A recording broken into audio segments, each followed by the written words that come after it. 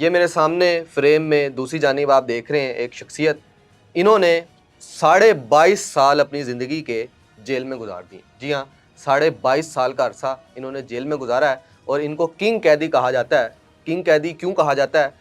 ये तस्वीरें आप देखें जो आपको साइड विंडो में नज़र आ रही है, ये इनके हाथ की महारत है। आप अंदाज़ा लगाएं कि बंदा जो है वो गुमान भी नहीं कर सकता कि एक शख्स कितना परफेक्टली ये तमाम जो है कैलीग्राफी, स्केचिंग जो है वो कर सकता है। इसके साथ साथ ये एनिमेशन भी करते हैं। इस हवाले से ये अपनी जेल में किंग कैदी के हवाले से मशहूर हो गए थे। लेकिन ये 302 के मुजरिम थे। इन्होंने मर्डर कैसे किया? 16 साल की उम्र में। ये आपको मैं एक और तस्वीर इनकी दिखा रहा हूँ, आप अंदाज़ा लगाएं कितने छोटे हैं ये, और उस एज में इन्होंने एक ऐसे शख्स को मर्डर किया जो कि गार्ड्स के साथ था। ये कौन शख्स था? इन्होंने उसका मर्डर क्यों किया? उसके बाद 22.5 साल अपनी ज़िंदगी के जवानी तकरीबन जेल के अंदर गुजारी और अब ये तकरीबन 8 माह पहले रिहा होकर आए हैं।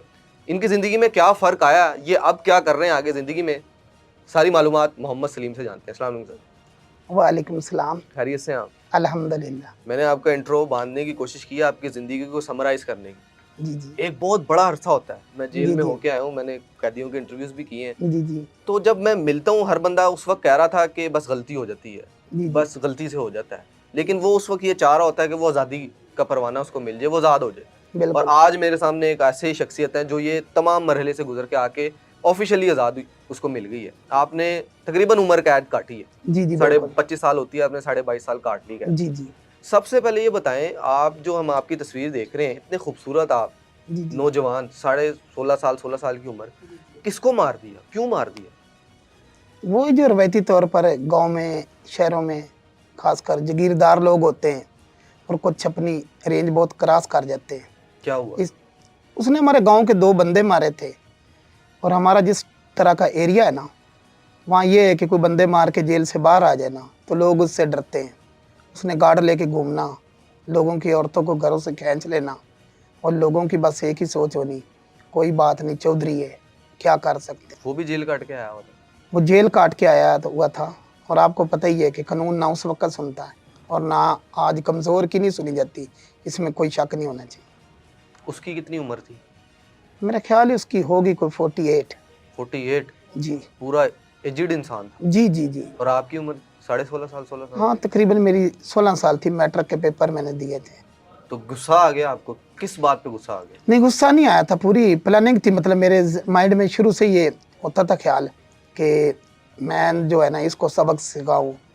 आपके साथ कोई बुरा किया था उसने? नहीं, मेरा ये होता था कि मैं ऐसे कहूँ कि बचपन में बहुत कोई शरीफ था नहीं था। मैंने अपना बाकायदा अपने जो लड़की हम उम्र होते हैं उनका ग्रुप बनाया हुआ था। टीचर से भी मार पड़ती थी, आवारागर्दों का किंग उन्होंने खिताब दिया था। तो ये चीज़, लेकिन मेरे में ना ये थोड़ी सी ना आम लोगों की निस्बत जो होती है ना शरारती बंदों में, थोड़ी सी गैरत या ना वो ज़्यादा होती है। तो मैं मतलब ऐसी कुछ प्लानिंग करता रहता था कि मैं ना इसका ना कोई हिसाब लगाऊं। वो एक ही शख्स था या सारों के आप रोब दबदबा रखते थे वहाँ पे जो ऐसे आपके गांव में एक्टिविटी करता था, या नहीं वही बस नहीं, ऐसे? वो एक ही था, वो बहुत एक ही ही था। गंदा था। और उसके साथ उसके गार्ड वगैरह थे। और मुझे बहुत ज़्यादा मतलब उसके ना काफ़ी ऐसे वक़्क़े थे। आपने अब अल्लाह सोच ताला लिया उसको था माफ़ कि करे। इसको सबक सिखाना है? हाँ, मैंने सोच लिया और मैंने उसे रोड के ऊपर ही उसके बॉडीगार्ड के दरमियान फायर मारा था। और उस वक़्त पूरे न्यूज़पेपर पर ये बात आई थी कि छोटे से लड़के ने, 16 साल के बच्चे ने ऐसा। ये कब की बात है? ये 2002 की बात है। 2002? असला आप कहाँ से लाए? असला मिल जाता, अभी मिल जाता, उस वक़्त मिल जाता था। आसानी से मिल गया था? भाई हर जगह ही मिल जाता है, खासकर जो ये होते हैं ना दूर के एरिया से, वहाँ ये आम सी चीज़ है। वो कोई खास चीज़ नहीं। वहाँ तो मैं, मेरे ख्याल में जिस गांव में पैदा हुआ, वहाँ जिस एज तक मैं पहुँचा, वहाँ तक, इस एज तक पहुँचने तक मेरे ख्याल मेरे गांव में कोई 18-19 मर्डर हो चुके थे। अच्छा, यानी कि एनवायरनमेंट आपके इर्द गिर्द का ऐसे ही था? सारे वो बदमाशी एरिया है ना, इसलिए तो लोग जो समझदार हैं वो निकल गए, उनसे दुश्मनियाँ हैं। जो गार्ड थे उनके पास भी असला मौजूद था उस वक्त?